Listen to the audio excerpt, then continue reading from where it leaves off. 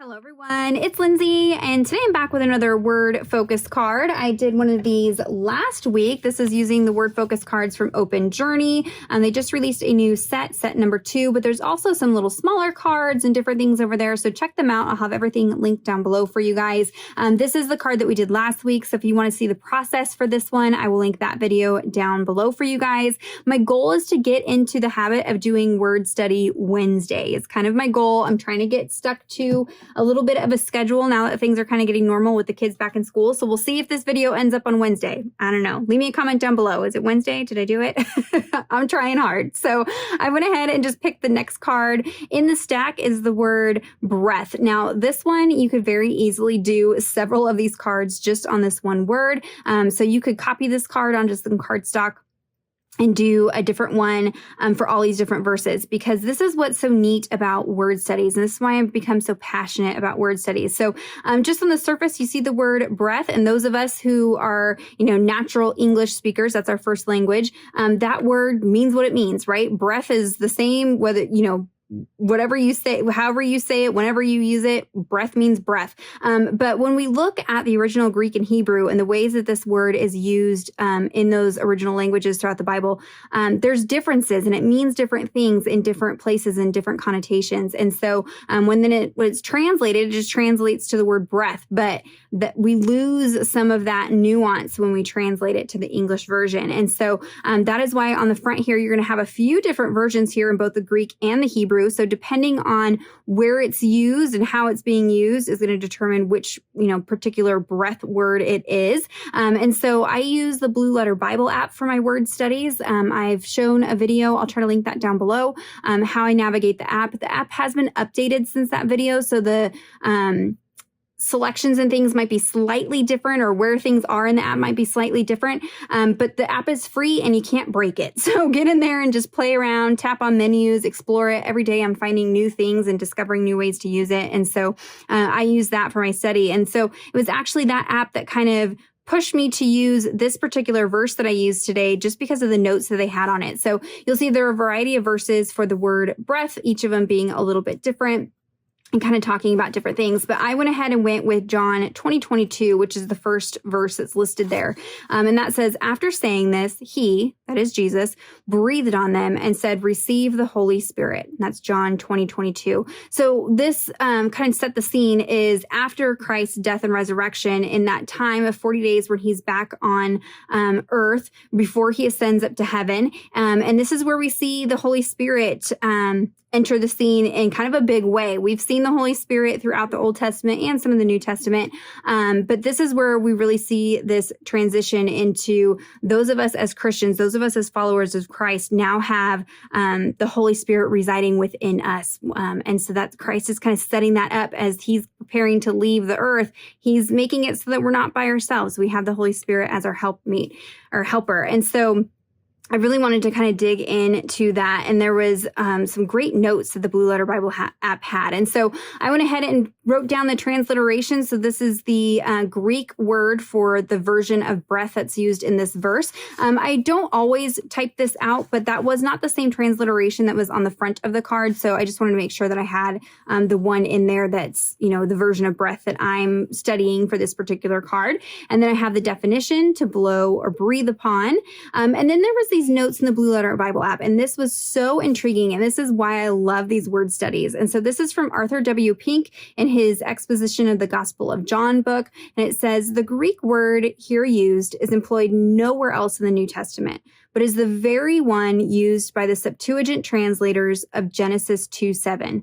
And Genesis 2:7 says, and the Lord God formed man of the dust of the ground and breathed into his nostrils the breath of life, and man became a living soul.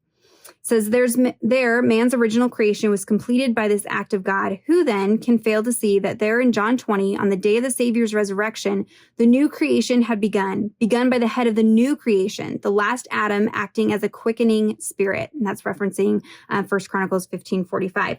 So this was so interesting to me. So this word breathe or breath that we see in John 22 2022 is only seen one other place, and that's in the Old Testament, where God is breathing into Adam to bring him to life. This is the same word, breath. And so those of us who speak English as our primary language, we see that breath and it just means breath. But to see that this is the same type, the same action, the same, there's so much depth to this word, and it's just so neat to see that tie between the Old Testament and the New Testament, and just all of it is just fascinating to me. And so I wanted to make sure that I took notes about that. So if I ever come back to this card, I kind of have those notes on there. And so you can see how very easily you could fill up one of these cards. And so you would almost need a separate card for each one of these verses. What I like to do is I actually cut down a piece of cardstock to 4x5 around the corners, and then I just run this through my typewriter to take all my notes. And that's because I like to get messy on these cards. So when I get done decorating this card,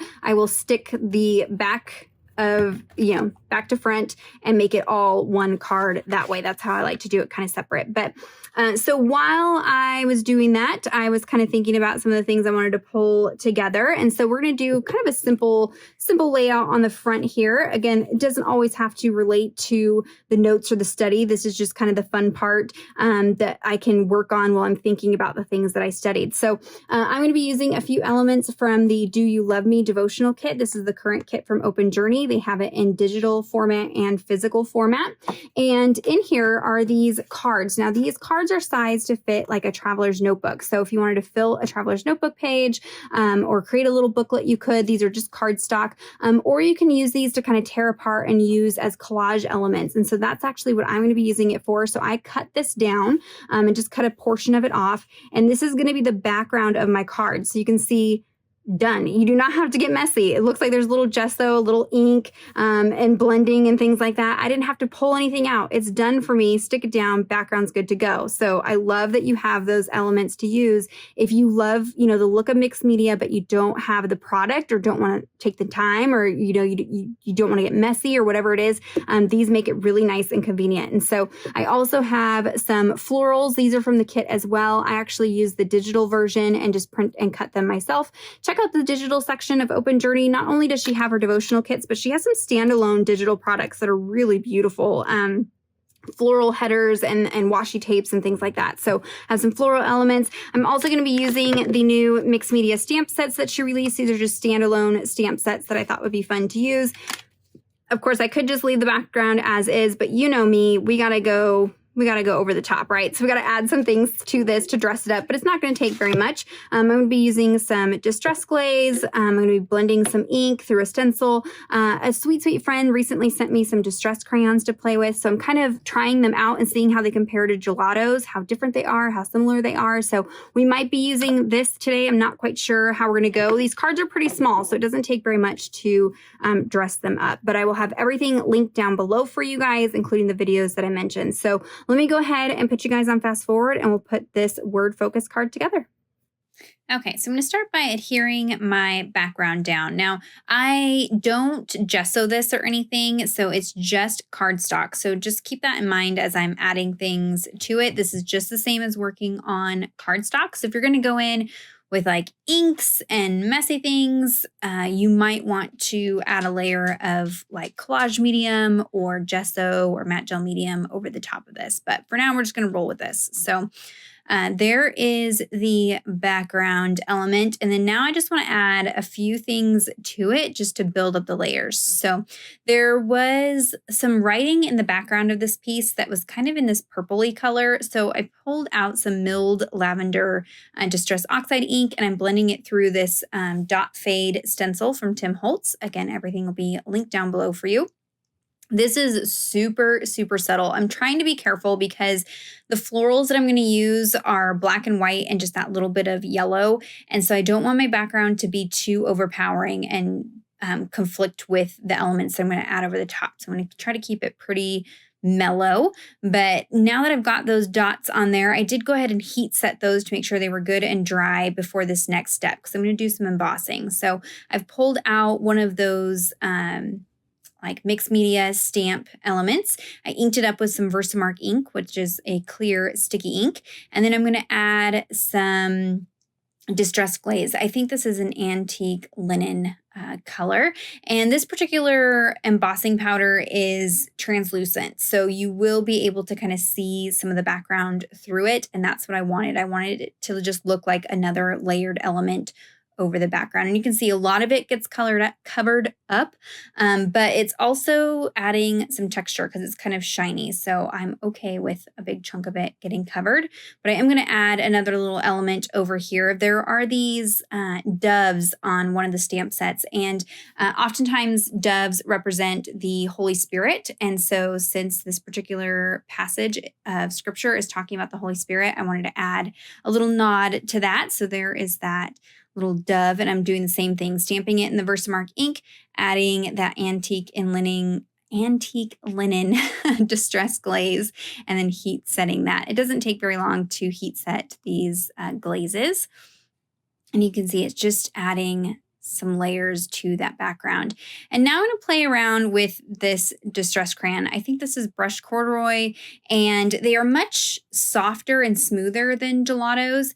But again, because this is just cardstock, it soaks up the pigment. And so I'm adding a little bit of water to help it blend a little bit, but this would blend much smoother, much easier if this was covered with matte gel medium, gesso, collage medium, something like that. That way it's a non-porous surface. But because I'm working on the cardstock, it is kind of grabbing a hold of the distress crayon. But I'm able to get it to kind of smudge and buff around. I'm not wanting anything perfect. I'm just adding it to the edge. You could also blend ink on the edges. I just wanted to try something different. So that just brings in a little bit more of that golden color.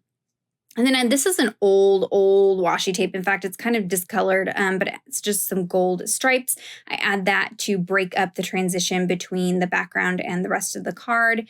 And then now I'm just going in to add some contrast because this is all pretty kind of muted colors. And so I'm going in with some black archival ink and stamping some stitched details. So this stamp set with the collage pieces has the stitched stamp in it as well. That will be linked down below. And then this stamp is from an older kit. If it's still available, I will link it. But I'm just going through my old Open Journey stamp sets. They all kind of mix and match together and have different elements like that. So I'm just adding those stitch details. You could also go in and actually stitch on this card directly, but this gives you an option if you don't have a sewing machine at your disposal. So now I'm just going to go ahead and adhere down those floral elements. Pretty simple there. And then before I stick everything together, I'm going to work on the back of the card. So I've pulled out some alpha stamps and number stamps for the Strong's Concordance number for this particular word. And I'm stamping that in some milled lavender distress ink. Not the oxide. I was going to stamp it in the oxide, but the oxide is a mix of dye and pigment. And so I'm afraid that the pigment ink is going to obscure the typed letters. So I go in with the dye ink because I just want it to be a subtle kind of background element that you can still read the text through. But I also want to be able to see what that Strong's Concordance number was if I ever want to go back and look that up again. So now I can adhere the back of the card to the front of the card, trim everything up. I do like doubling these up as well because it just makes them a little bit more substantial. So if you're going to put them like standing up somewhere, they just have a little bit more weight to them. Now I'm finishing off this card with some Nouveau crystal drops. I'm not quite sure which color this is. These are super old, and I know they've discontinued some of the colors, I think. I've had these for a while, and I just do not love on them enough. And it's because they take a long time to dry. So they are kind of like enamel dots or like a colored glue. And so I'm going in and adding some dots to the center of the flowers. I'm going to also add some dots like you can see here.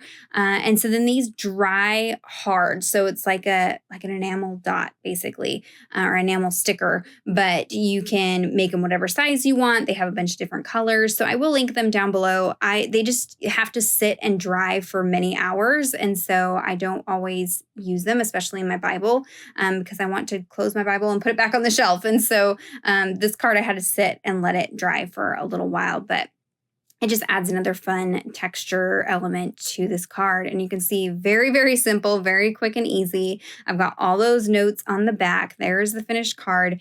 So if you have any questions or comments, be sure to leave those down below. Again, check out the description box for links to everything that I used in the video today. And give this video a thumbs up if you enjoyed it. Subscribe to my channel if you're not already subscribed. Be sure to click on that bell notification button so you don't miss any future videos from me.